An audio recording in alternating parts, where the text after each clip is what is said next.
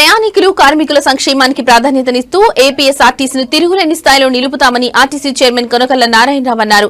కృష్ణా జిల్లా గుడివాడ పట్టణంలో RTC bus stand నూతన భవన శంకుస్థాపన కార్యక్రమంలో స్థానిక ఎమ్మెల్యే వెనిగండ్ల రాముతో కలిసి పాల్గొన్నారు. 6 కోట్ల నిధుల అంచనాలతో నిర్మించనున్న బస్టాండ్ నూతన భవన నిర్మాణ పనుల శిలాఫలకాన్ని ఆవిష్కరించారు. అనంతరం జరిగిన సభలో ఆర్టీసీ చైర్మన్ కొనకళ్ల నారాయణరావు మాట్లాడుతూ గుడివాడ ప్రజల చిరకాల వాంఛ కూటమి ప్రభుత్వం తీరుస్తుందన్నారు. కొద్దిపాటి వర్షం వస్తేనే మోకాల లోతు నీటిలో ప్రయాణికులు రాకపోకలు సాధించే దుస్థితి బస్టాండ్లో ఉండేదన్నారు. కూటమి ప్రభుత్వం రాకతోనే సీఎం చంద్రబాబు ఆర్టీసీ ఎండిన తనను ఎమ్మెల్యే రాము పదే పదే కలుస్తూ బస్టాండ్ అభివృద్ధికి నిధులు సాధించుకున్నారని కొనకళ్ల తెలిపారు. టెర్మినల్ తో పాటుగా ప్లాట్ఫామ్స్ నిర్మిస్తామని, ఇప్పుడున్న రోడ్డుకు 2 అడుగుల ఎత్తు వరకు బస్టాండ్ నిర్మాణ పనులు జరుగుతాయన్నారు. మోడల్ బస్టాండ్ గా గుడివాడ ఆర్టీసీ బస్టాండ్ ను అభివృద్ధి చేస్తామన్నారు.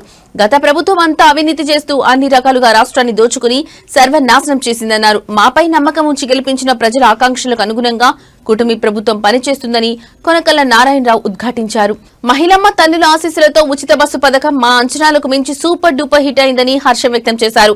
CM Chandrababu, deputy CM Pawan Kalyan, మంత్రి నారా లోకేష్ రాష్ట్ర అభివృద్ధి కోసం నిరంతరం కష్టపడుతున్నారని పేర్కొన్న కొనకళ్ల రాష్ట్రంలో అన్ని బస్టాండ్ల అభివృద్ధికి చర్యలు తీసుకుంటున్నామని అన్నారు.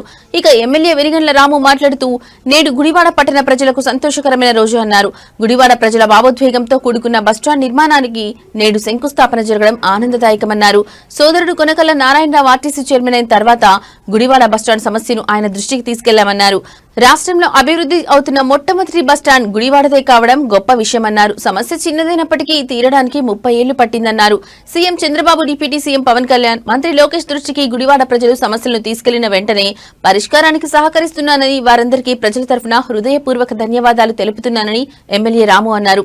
సుదీర్ఘకాల బస్టాండ్ సమస్యను పరిష్కరించిన సోదరుడు కొనకళ్ల నారాయణరావు సహకారాన్ని ఎన్నటికీ మర్చిపోలేమని, ఆయనను గుడివాడ ప్రజలు తమ గుండెల్లో పెట్టుకుంటారని గుడివాడ ఎమ్మెల్యే రాము అన్నారు. నిధుల మంజూరుకు సహకరించిన ఆర్టీసీ ఎండీ ద్వారక తిరుమలరావుకు ఎమ్మెల్యే రాము ధన్యవాదాలు తెలిపారు.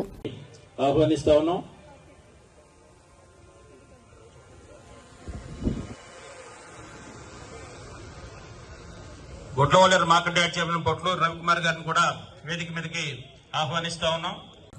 అన్నయ్యకి నేను సభకి నమస్కారం చెప్పగానే ఫస్ట్ అప్రిషియేట్ చేసేది అన్నయ్య.